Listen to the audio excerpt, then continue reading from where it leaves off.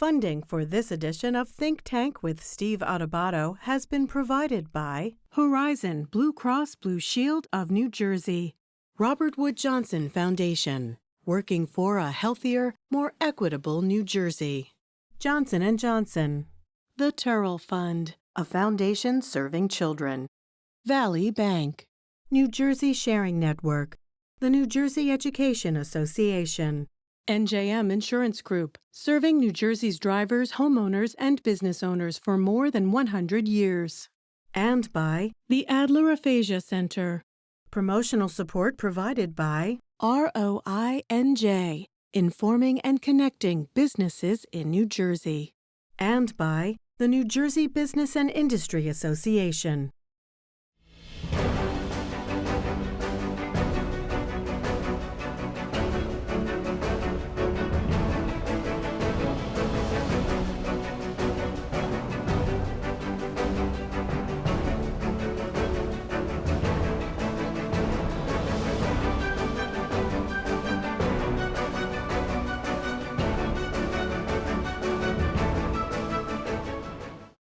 Hi, everyone. Steve Adubato.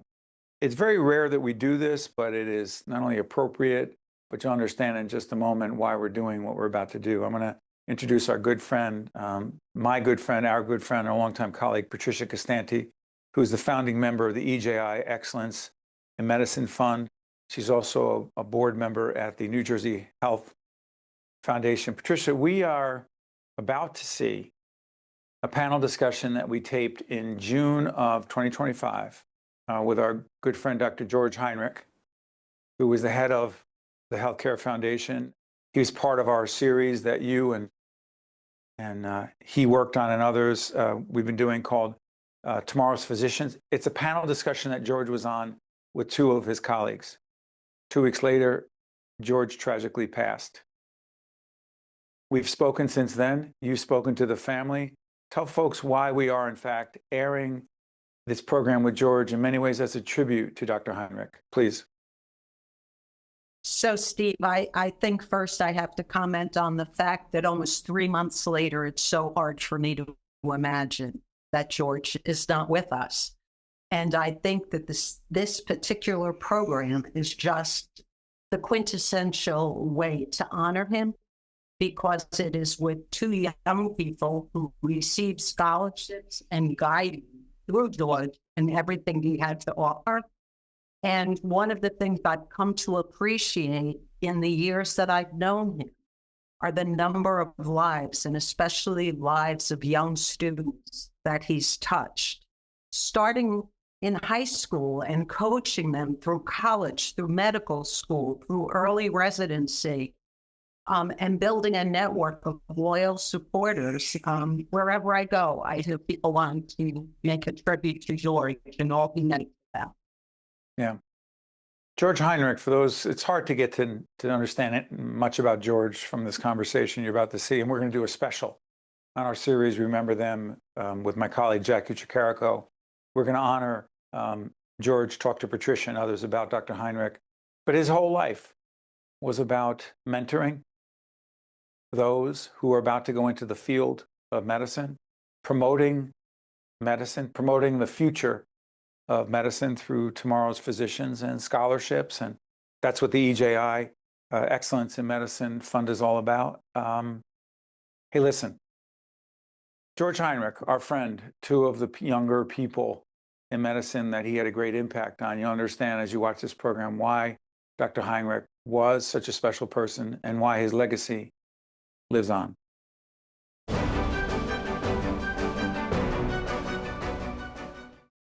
Hi, everyone. Steve Adubato. We continue our compelling and important series on tomorrow's physicians with 3 physician leaders who understand what it takes to be a great physician leader, why they went into the world of medicine we'll talk about as well. And let me introduce them now. We're first going to be joined by Dr. Leila Mady, head and neck oncology and microvascular surgeon at Johns Hopkins University School of Medicine.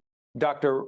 Ronak Mistry, hematologist and assistant professor of clinical medicine at Perelman School of Medicine at the University of Pennsylvania. And finally, Dr. George Heinrich, who is Associate Dean for Admissions and Adjunct Professor of Medicine at Rutgers, New Jersey Medical School. I want to thank all of you for joining us. Thank you so much.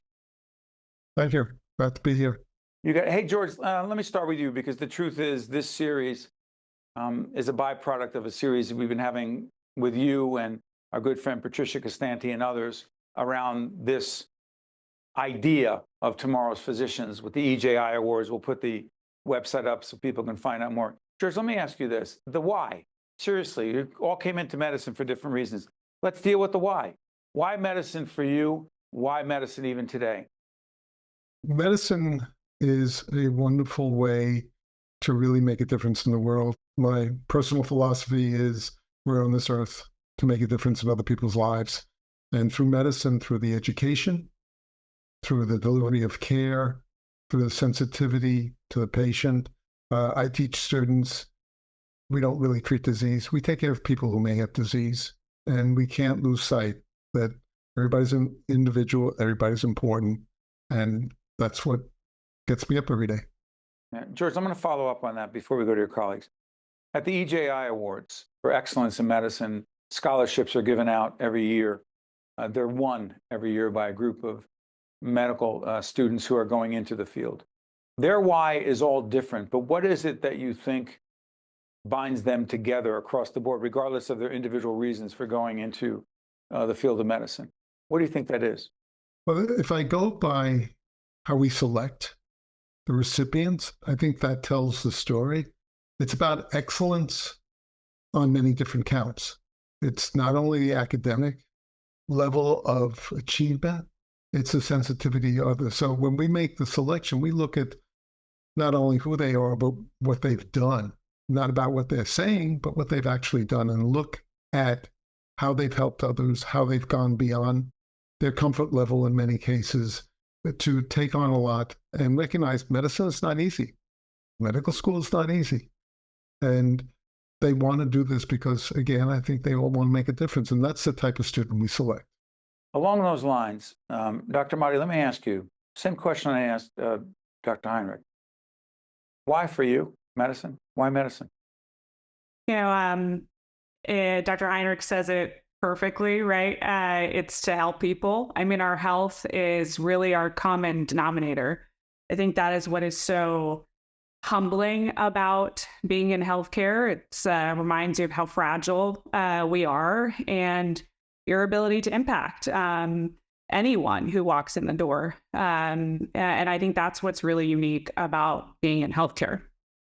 Let me ask you this. When you made the decision, and Dr. Mistry, I'll come to you in a second. When you made the decision, Dr. Mady, to go into medicine, it was challenging then, and it's even more challenging now. Is there any part of you that says, if I could do it again, I would or wouldn't do it? I mean, Dr. Heinrich said again, it's hard. Medicine is hard. And it's harder. I'm sorry for interrupting. It's getting harder. Yeah, that's exactly right. And so it's really hard to look back or look forward, right? You don't have a crystal ball. You can't look back. But I think at the end of the day, when you have somebody, give you a really big hug and say, thank you for saving my life, it's hard to say, I would have traded that for a trading floor, or a desk job, because I did study finance as an undergrad. So, it was a potentially very different road. But it's a really powerful thing when somebody thanks you for saving their life. Dr. Mistry, your area of expertise, osteopathic medicine? I did go to an osteopathic medical school, indeed. And now I practice primarily hematology, though. So although I don't use my osteopathic principles, my manipulation every single day, it's certainly, I think the philosophy of where I went to school certainly is a big part of the care that I deliver to my patients. What drove you into medicine? Similar to what was already said, it was, a combination of a lot of really cool science that was able to then move from the lab to be able to help people both for diagnostic and therapeutic purposes. And I think the reason I ultimately decided to come into medicine was one of the first doctors I ever shadowed was an oncologist. And seeing that really unique relationship that doctors, especially oncologists and hematologists, develop with their patients, often over many, many years, given the advances in our treatments today. I think that's something that was really unique and really special. And that is what sort of clinched me initially, and I haven't looked back ever since. I want to talk about mentorship.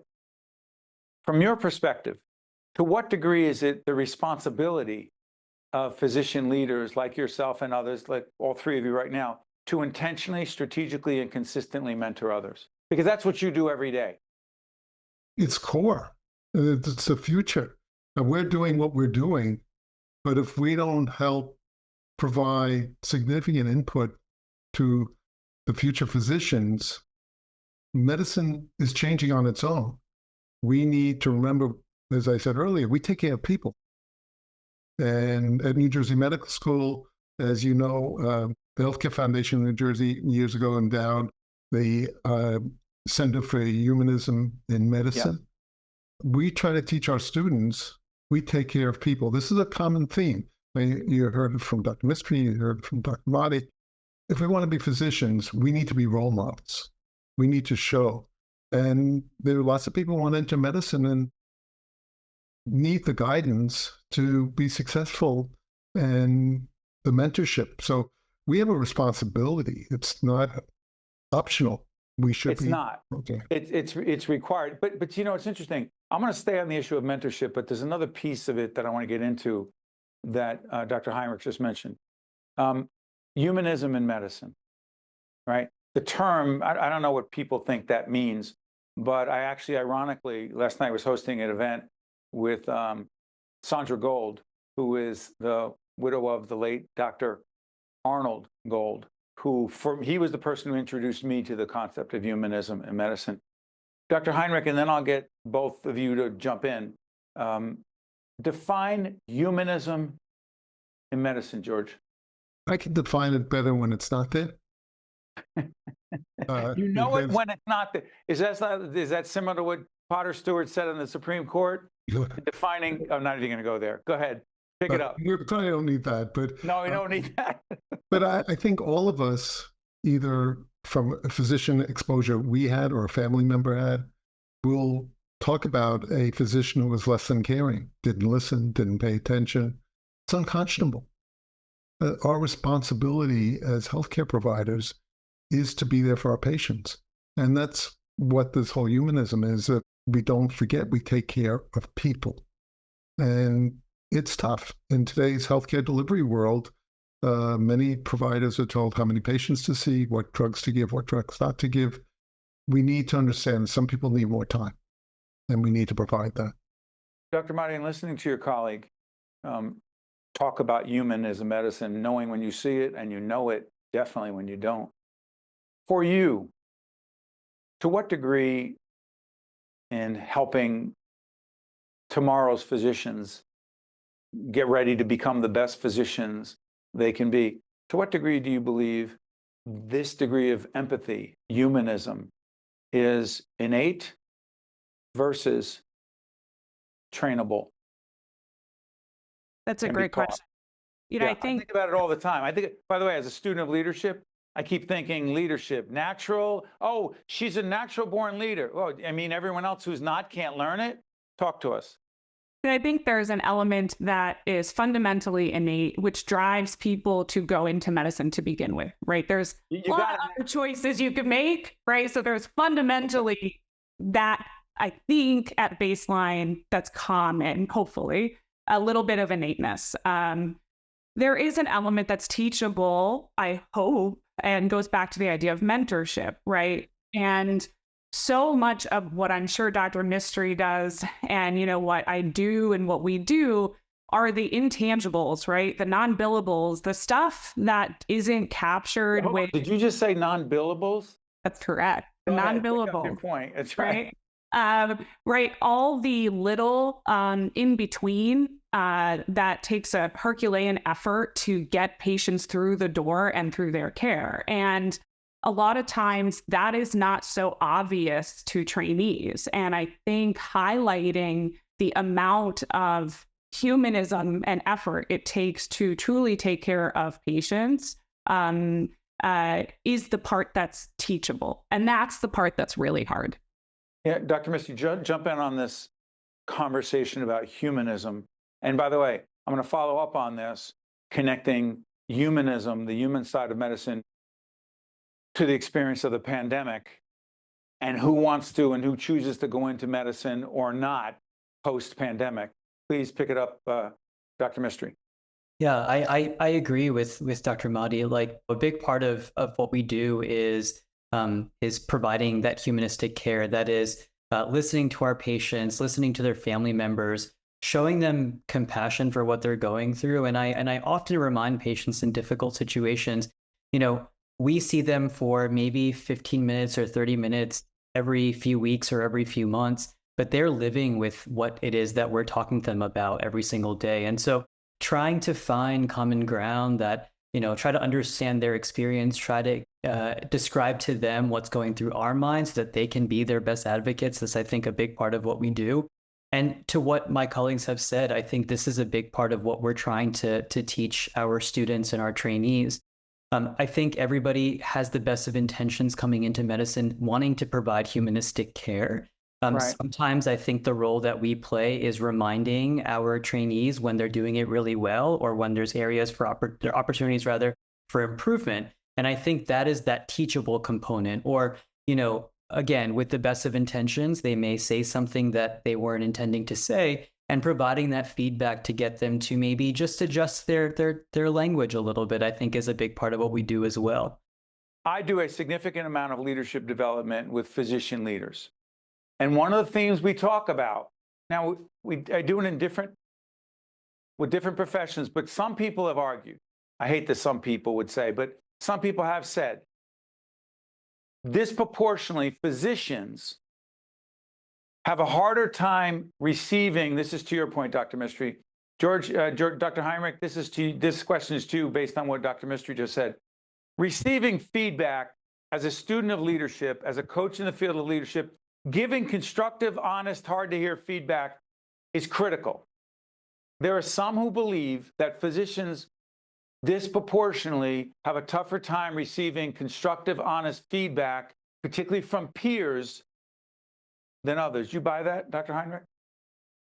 I think everybody suffers from True. feedback.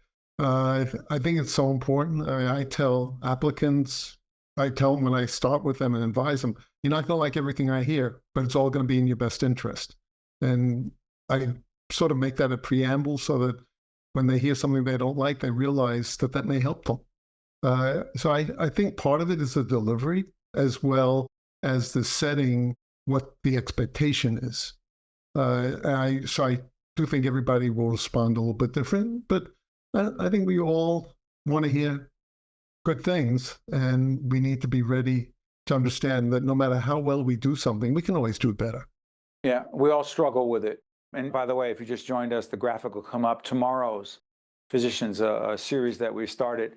And it's important stuff, because who will be the physicians of tomorrow? Why will they be the physicians tomorrow? How the heck will they pay for medical school? All the things we've been looking at. Real quick on this. I say two words, physician COVID impact, Dr. Mady, of those who choose to go into or don't go into the world of being a physician based on COVID. Do you think COVID has had a significant impact? And if so, how? Absolutely. I mean, without doubt, right? COVID has changed not just healthcare, but every industry, right? Including this. Yeah. And, I think a big part now is examining, what choices do you have? What can you select as a profession? And what may give you a different sort of flexibility, right? Way of life that didn't exist in America before COVID, right? And healthcare at the end of the day is still a job and a vocation and a calling, if you will, right? That you need to show up to work every day. And that is very different than a lot of the gig economy, right? A lot of other industries that have developed after the pandemic. So it has absolutely changed what we do and who's going into what we do. A follow-up to that, Dr. Mistry, I'm curious about this. When we talk about physician well-being, physician care, caring for self-care. To what degree do you believe COVID has impacted the awareness and the significance of physicians taking care of their own well-being? Please. I think it's been honestly a positive impact. I think people, for instance, myself, I was still in residency when the pandemic first began. So You were. yeah, I was. It completely changed my entire residency experience and my chief residency experience, and my transition into fellowship was impacted by this greatly. And I raise this because I think that what I learned and what my colleagues learned from this experience is there's a lot of uncertainties with life, right? Really, really healthy people were getting sick, and unfortunately, many of them lost their lives to this disease. And I think it led all of us to realize that life truly is precious, and I think that we do have an obligation to ourselves to look after ourselves. And our dean in medical school used to say that you can't look after other people if you don't care for yourself first. And that was a message that was shared well before the pandemic had begun. But I think that reminder has stuck with me through that time. And I think it became ever more important during the pandemic. I think the pandemic highlighted not only physical wellness, but also mental wellness, right? Finding opportunities to take a step back from how hectic, how stressful our jobs were, to make sure that we were in the right headspace to continue showing up to work every day and looking out for our patients and our colleagues. Before I come back to Dr. Heinrich, you have a podcast, Dr. Mistry? I do. What's it called? It's The Fellow on Call. We're an educational hem-onc podcast. An educational what? An educational hematology oncology podcast. Well, did you use medical jargon on me? Right? I have it's a PhD, not an MD. I just want to clarify that. George, go back to the wellness thing.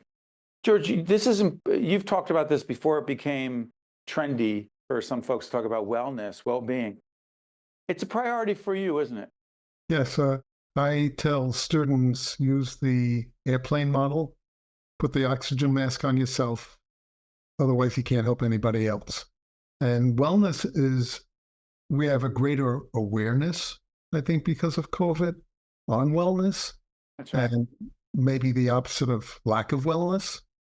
And sometimes high achievers will walk through the wall and not realize they walked through the wall. Maybe they could have used a door. And having that kind of perspective is really important.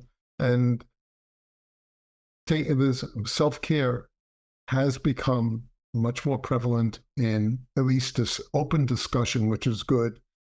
Maybe we don't always practice what we preach, but if we talk about it, someone's going to benefit, and I think that's always important. I see it in medical school, I see it in colleagues and in practice, and there are a lot of opportunities for improvement still. Dr. Mady, you're shaking your head. How come? I think we've made progress, but there's still a long way to go. There's still a lot of accounting that happens when a physician closes a schedule and, you need to, open up another one to make up for that. And there's still a lot of pressure. To outsiders, explain what you just said.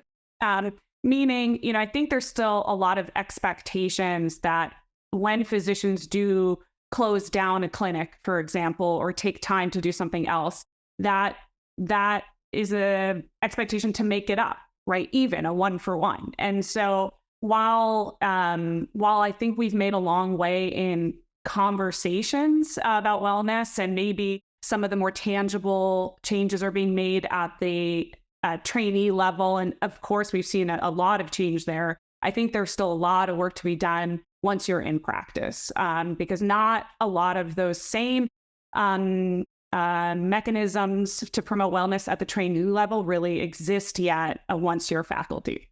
Let's do this. We have a couple of minutes left. I'm going to remind folks as the graphic comes up, Tomorrow's Physicians. It is our ongoing series looking at the physicians of tomorrow and the challenges that the physicians of tomorrow face, who they are, why they go into the profession, and why they matter so much. In that spirit, and go on our website to look at some previous editions. But Dr. Mistry, I don't want to follow up this last question. Most significant piece of advice you would give for someone into medical school, residency, about to become a full-fledged physician is? Most significant, valuable piece of advice. Go, you're on. This is tough.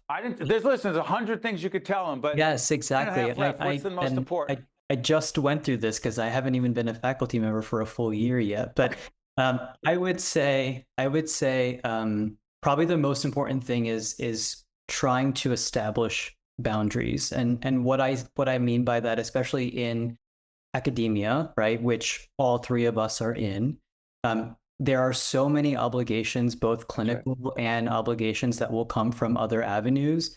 And understanding what you are capable of taking on, what may be too overwhelming, even if everything sounds like an exciting opportunity, knowing what your capabilities are and setting boundaries and priorities, I think is important, so that we don't sort of, to go back to the mental health issue, we don't, overwork ourselves to the point that we're not able to provide the best care and not be able to be our best selves for everything else we're involved with. Dr. Heinrich, go. One piece of advice, future physician.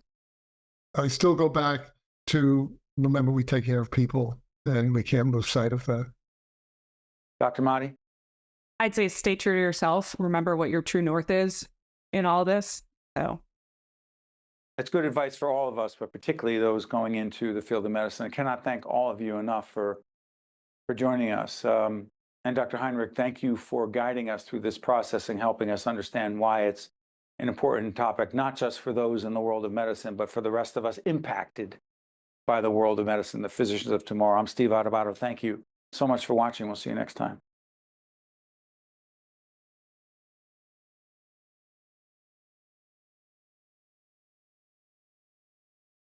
Think Tank with Steve Adubato is a production of the Caucus Educational Corporation. Funding has been provided by Horizon Blue Cross Blue Shield of New Jersey, Robert Wood Johnson Foundation, Johnson & Johnson, the Turrell Fund, a foundation serving children, Valley Bank, New Jersey Sharing Network, the New Jersey Education Association, NJM Insurance Group, and by the Adler Aphasia Center. Promotional support provided by ROINJ and by the New Jersey Business and Industry Association. NJM Insurance Group has been serving New Jersey businesses for over a century. As part of the Garden State, we help companies keep their vehicles on the road, employees on the job, and projects on track. Working to protect employees from illness and injury, to keep goods and services moving across the state. We're proud to be part of New Jersey. NJM, we've got New Jersey covered.